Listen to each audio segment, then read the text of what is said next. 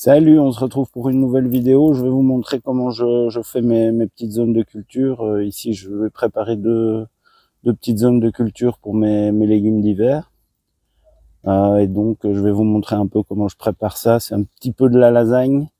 Donc, c'est sympa le côté cuisine et potager qui se relie un petit peu à faire de la lasagne directement au potager.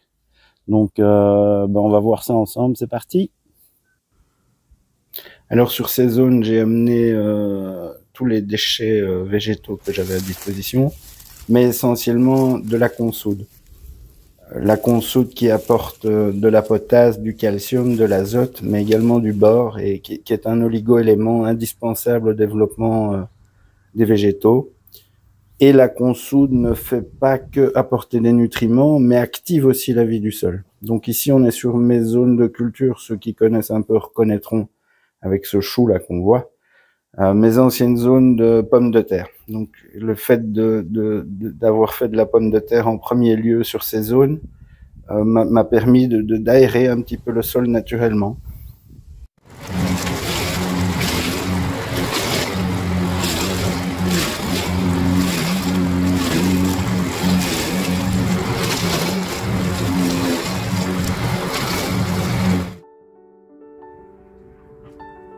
Alors là, j'ai décomposé à la tondeuse toutes les plantes potagères, donc toute ma biomasse que je viens rendre au sol, qui va m'apporter une matière azotée.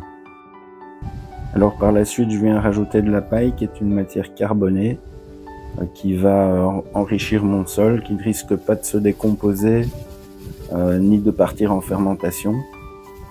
Ainsi, elle va se décomposer, mais pas trop rapidement, elle ne va pas se compacter. Alors ici, j'apporte du BRF. Alors le BRF, en se décomposant, va créer de l'humus et va créer du mycélium. Ces filaments de mycélium vont créer des mycorhizes. Les mycorhizes, donc, c'est une association symbiotique entre un champignon et une plante qui permet aux deux organismes de s'échanger des éléments nutritifs.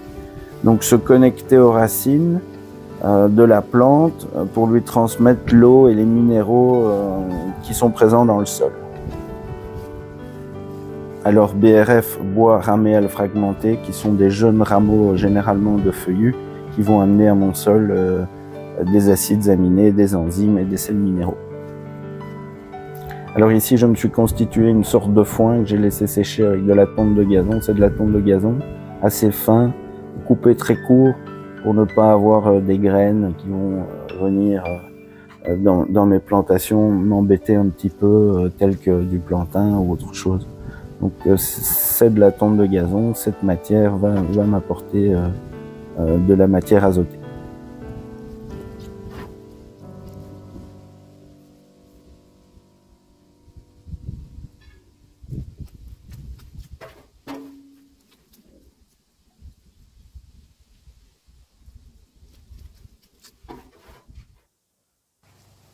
Donc ici j'ai une zone de feu et je vais apporter de la cendre de bois et un peu du charbon grossier.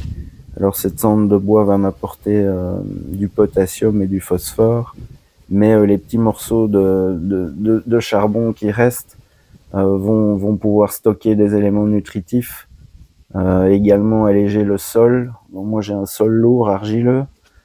Donc je mets à peu près 500 grammes par mètre carré et ça va permettre de fortement améliorer la fertilité de mon sol. Alors ici je viens rajouter du sable que j'ai mélangé à du compost qui va se mélanger à mon humus, l'humus qui va se faire grâce au BRF. Mais faire très attention si vous avez un sol argileux, ne pas venir mélanger du sable, sinon vous allez créer du béton. Et là, il n'y aura plus rien qui va passer. Moi, je fais ça, ça va me permettre de drainer mon sol, mais parce que je sais que je crée de l'humus. Si vous venez directement mettre le sable dans votre terre argileuse, vous allez créer du béton. Alors, par la suite, je vais venir rajouter ma terre, que j'ai mélangé un peu de terreau, et je vais venir rajouter ici 25 cm.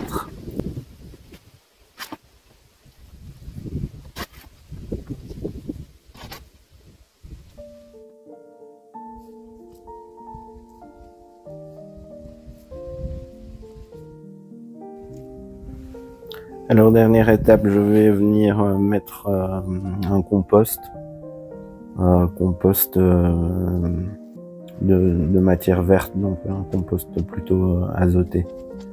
Je viens disposer ça par-dessus et je pourrai par la suite directement venir faire mes plantations d'hiver.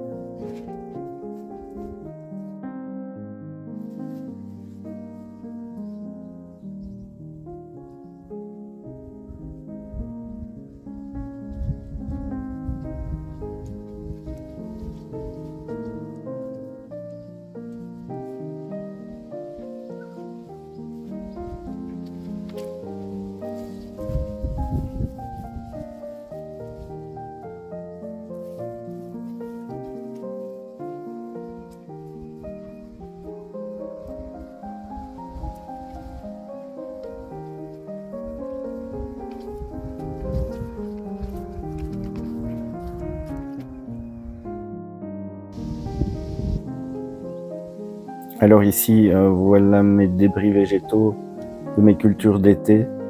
Alors sur cette deuxième zone de culture, je vais venir les déposer grossièrement sans les broyer, de manière à pouvoir observer la qualité de la vie de mon sol. Donc sur d'autres terrains, j'ai vu, sur d'autres cultures que j'ai faites, j'ai vu normalement, on parle de 2 ans pour avoir une détérioration totale de débris entiers comme ça. Moi, j'ai déjà vu une détérioration complète en 6 mois. Donc, je fais ça pour observer comment se comporte la vie de mon sol. Alors, pareil, hein, je viens rajouter de la terre, des copeaux de bois, du BRF, du sable, le principe est le même.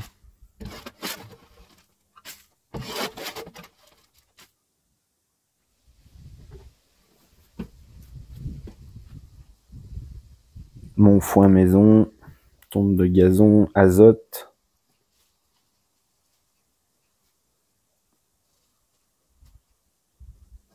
Le principe est le même. Hein.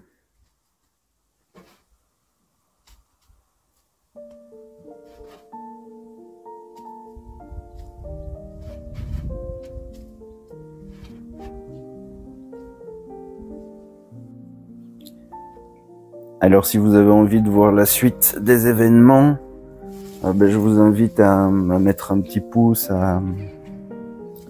et à vous abonner. On va pouvoir suivre ensemble l'évolution de ces zones de culture, voir un petit peu comment la vie du sol a détérioré tout ça. Alors je sais pas si vous voyez, je fais un petit peu ça comme la cuisine. Donc je viens nourrir mon sol et j'apporte un petit peu d'éléments à chaque fois. Quand j'aurai fini mes cultures d'hiver, donc mes épinards, mes navets, par exemple, je viendrai refaire la même étape pour l'hiver, pour continuer toujours et encore à nourrir cette vie du sol et qu'elle se développe et qu'elle soit de plus en plus nombreuse. Donc voilà, ici les deux zones de culture sont terminées. Je vais pouvoir passer directement à mes semis.